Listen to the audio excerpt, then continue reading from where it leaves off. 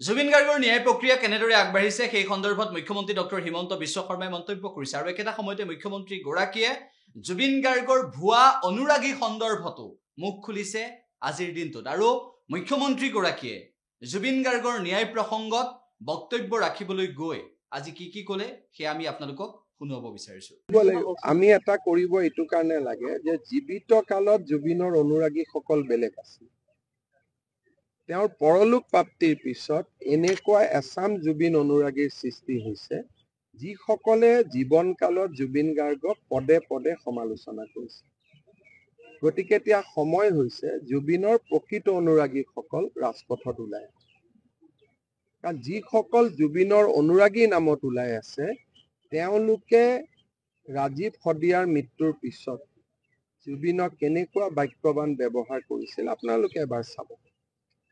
ভূপেন হাজৰিকাৰ মৃত্যুৰ পিছত জুবিনক কেনেকে সমালোচনা কৰিছিল তাক আপোনালোকে চাব।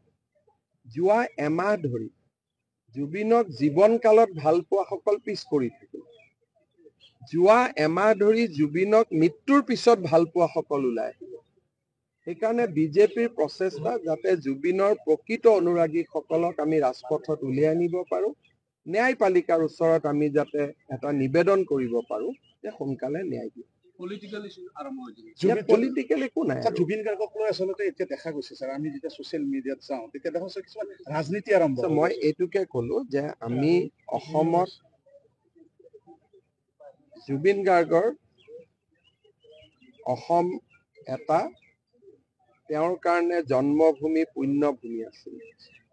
এই অসমখনত শান্তিৰ পৰিৱেশ ৰক্ষা কৰাটো জুবিনে জীৱন কালত বিচাৰিছিলে আৰু মৃত্যুৰ পিছত জুবিনৰ প্ৰতি ডাঙৰ শ্ৰদ্ধা হ'ব যদি আমি অসমখনক শান্তিৰ পৰিৱেশত ৰাখি আমি অসমখনক উন্নয়নৰ পথত আগুৱাই লৈ যাব পাৰোঁ।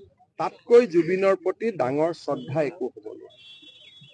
ডেকা ল'ৰা ছোৱালীয়ে চাকৰি পাওক, কৰ্ম সংস্থাপন পাওক, জুবিনৰ অনুৰাগীসকলে জীয়াই থকাৰ সাহস পাওক আৰু যিখন অসম জুবিনে মোৰ অসম বুলি কৈছিল সেইখন অসমক যাতে আমি ধৰি ৰাখিব পাৰোঁ। বাকী ৰাজনীতিটো ইলেকশ্যন আহিলে ৰাজনীতি হ'ব, যোনে যি ৰাজনীতি কৰে কৰি থাকিব, কিন্তু আমাৰ লক্ষ্য হ'ল যে জুবিনক লৈ জুবিনে আধৰুৱা যি কাম এৰি থৈ গ'ল তাক সম্পূৰ্ণ কৰা, এইটো হ'ল আমাৰ কাম। সেইটো কাৰণে আমি প্ৰত্যেক সমষ্টিত একোখনকৈ মিউজিক স্কুল, মিউজিক কলেজ কৰিব খুজিছোঁ, জুবিনৰ প্ৰতিমূৰ্তি কৰিব খুজিছোঁ। বিজেপিৰ প্ৰত্যেকজন সদস্যই পৰিৱেশ দৃষ্টিকোণৰ পৰা নিজৰ ঘৰত একোডালকৈ নাহৰ গছ ৰোপণ কৰিব খুজিছে যাতে জুবিনক প্ৰত্যেকে নিজৰ ঘৰত ৰাখিব পাৰে নাহৰ গছডালৰ মাজেৰে। আমি পজিটিভলি চিন্তা কৰিছোঁ। আমাৰ গোটেই চিন্তাটো হ'ল ইতিবাচক, আমি পজিটিভলি লৈ যাম আৰু বহুতবিলাক জুবিনৰ কথাৰ পৰা জীৱনৰ পৰা বহুত শিকিব পাৰি। জুবিনে কৈছিল শ্ব' মাষ্ট গ' অন, অৰ্থাৎ অসমখন আগুৱাই থাকিব লাগিব, ৰখি যাব নোৱাৰে। আমি জুবিনে যিবোৰ কৈ গৈছিল তাকে আমি ৰূপায়ণ কৰাৰ চেষ্টা কৰিম। সেইকাৰণে জুবিনৰ প্ৰকৃত অনুৰাগীসকল এবাৰ ৰাস্তাত ওলাই অহাৰ প্ৰয়োজন আছে। মৃত্যুৰ পিছত হোৱা অনুৰাগী, এতিয়া ইয়াতে এজনে গ্ৰেপ্তাৰ হৈছে ঘটনাত, তেওঁ সুধিছে তই গান শুনিছিলি নেকি? বোলে মই গান টান শুনা নাই। আপোনালোকে ভিডিঅ'ত দেখা পাইছে।